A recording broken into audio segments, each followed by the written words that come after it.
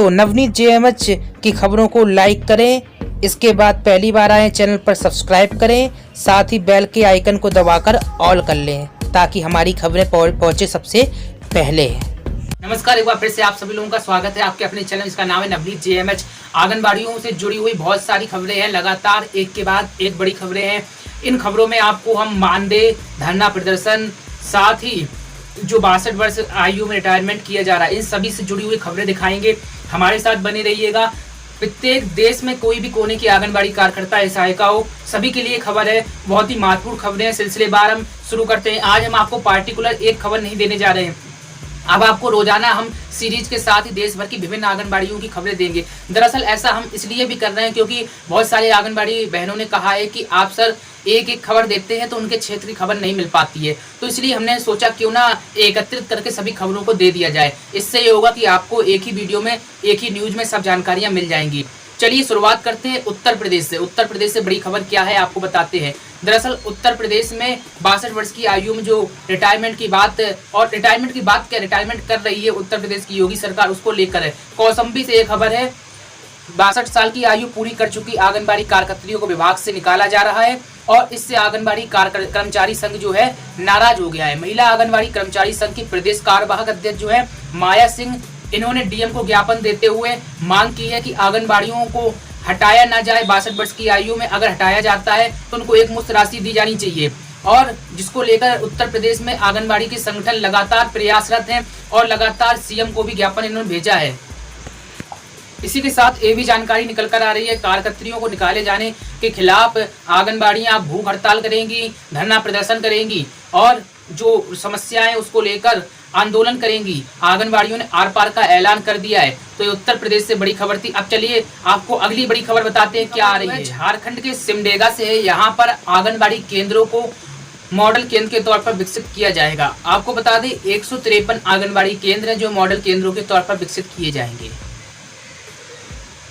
उपायुक्त सुशांत गौरव की अध्यक्षता में ई मुलाकात के माध्यम से जिला समाज कल्याण विभाग की मासिक बैठक का आयोजन हुआ और उपायुक्त में मॉडल आंगनबाड़ी केंद्रों पर इंस्पेक्शन बेड, आंगनबाड़ी केंद्रों विद्युतीकरण, शौचालय निर्माण, पूरक पोषाहार कार्यक्रम, मुख्यमंत्री कन्यादान योजना, कुपोषण उपचार आदि कार्यों की समीक्षा की। और इसी दौरान ये भी कहा है उपायुक्त ने कि जिले में 153 आंगनबाड़ी केंद्रों को मॉडल आंगनबाड़ी केंद्रों के रूप में परिवर्तित किया जाएगा।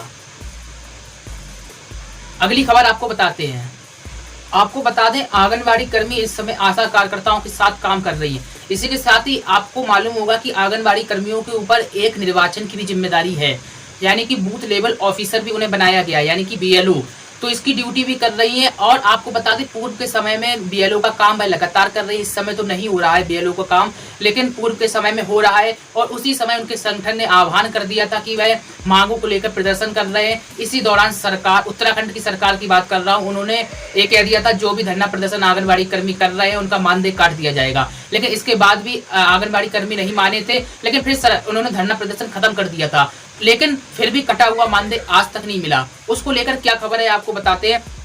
दरअसल आंगनबाड़ी कार्यकर्तियों ने उत्तराखंड के काशीपुर के एसडीएम को ज्ञापन देकर हड़ताल के दिनों में कार्य करने वाली वर्कर्स का विभाग की तरफ से काटा गया 1 माह का वेतन दिलाए जाने की मांग की है। यहाँ के एसडीएम सुंदर सिंह को ज्ञापन दिया गया है और कहा है कि बीएलओ के पदों पर नियमित ड्यूटी करती आ रही हैं। 29 सितंबर 2016 से 27 अक्टूबर 2016 तक वह अपने अपने बूथों पर बीएलओ का नियमित काम कर रही थी। तो आप लोग समझ सकते हैं कि मतलब 1 माह का मानदेय है, उसके बकाया को लेकर, बहुत पुराना मानदेय है, मतलब 2016 की बात हो रही है, उसके भुगतान को लेकर मांग की गई है।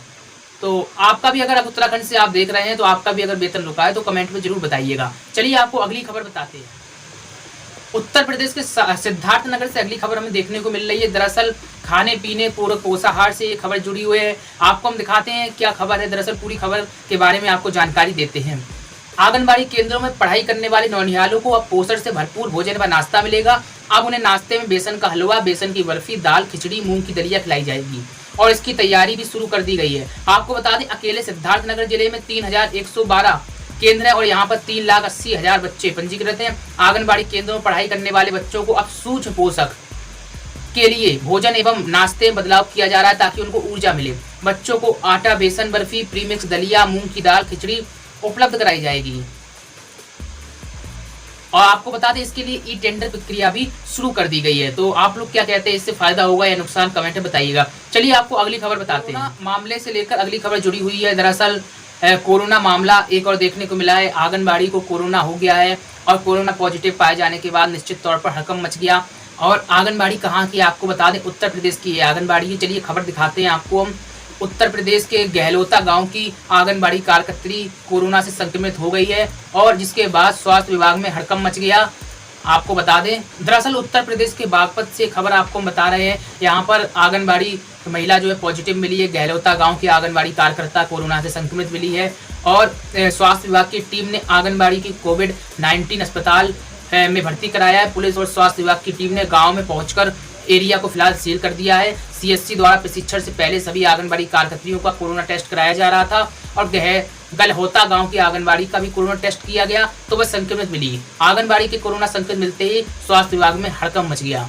आपको बता दें रिपोर्ट ली जाती है ताकि पहले तो ऐसा था जो भी आंगनबाड़ी वर्कर या आशा वर्कर थी उनको यूं ही लगा देते थे। अब लेकिन एक सिस्टम कर दिया गया है कि पहले उनकी जांच होगी, कहीं ऐसा तो नहीं है भाई पॉजिटिव खुद ही हो और वह सर्वे में ड्यूटी कर रही हो। इसी को लेकर पहले उनकी जांच होगी जिसके बाद फिर उनको ड्यूटी में लगाया जाएगा और रिजल्ट भी देखने को मिल गया।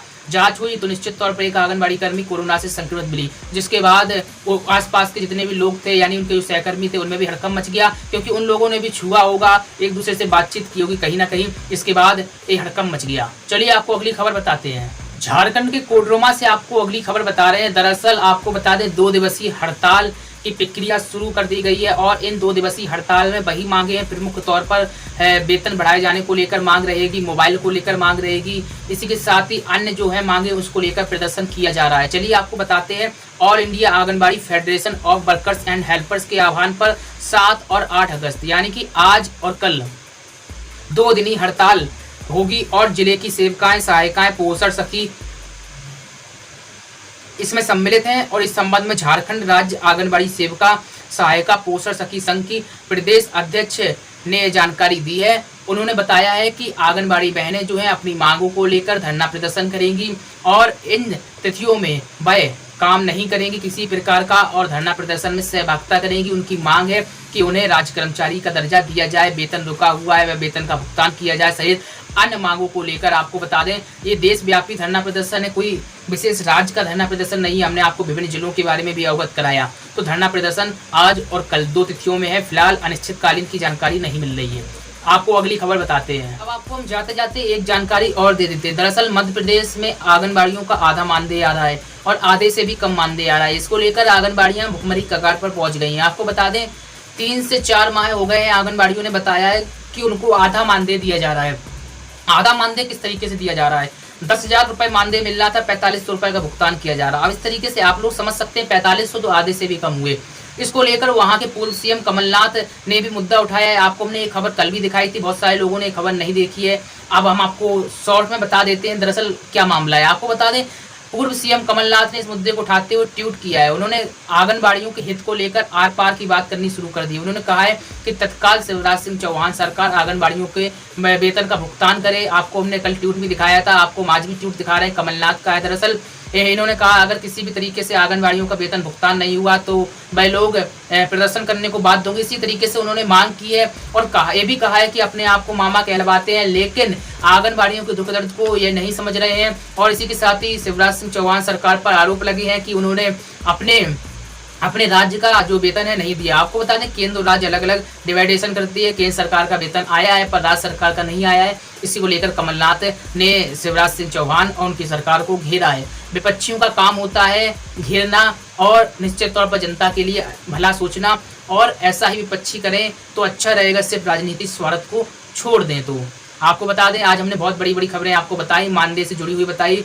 और ये भी बताया कि मानदेय कटा हुआ है उत्तराखंड में, 1 माह का मानदेय रुका हुआ है ये भी बताया। और हमने आपको ये भी बताया कि धरना प्रदर्शन हो रहा है, 2 दिवसीय धरना प्रदर्शन है आज और कल यानी कि 7 और 8 अगस्त को। आपको एक जानकारी और दे देते हैं, अभी अनिश्चितकालीन धरना प्रदर्शन और शुरू होना है उसके बारे में भी हम आपको विस्तृत तरीके से जानकारी देंगे। आंगनबाड़ियों से जुड़ी हुई पल पल की खबरें आपको हम इस चैनल के माध्यम से बताते रहते हैं। आप देश के किसी भी राज्य से हो, किसी भी शहर से हो, किसी भी ग्रामीण इलाके से हो, तो इस चैनल को सब्सक्राइब करके बेल को दबा लीजिए, साथ ही ऑल कर लीजिए। प्रत्येक खबर आपको आपके मोबाइल में पहुंच जाएगी ससमय, चिंता मत करिएगा। आपसे मिलते हैं नई अपडेट में। जाते जाते आपको बता दें, यहाँ पर सच्ची और सटीक खबरें ही हम प्रेजेंट करते हैं और बिना तथ्यों के हम खबर को प्रेजेंट नहीं करते हैं। मिलते हैं आपसे नई अपडेट में, बने रहिएगा हमारे साथ। नमस्कार।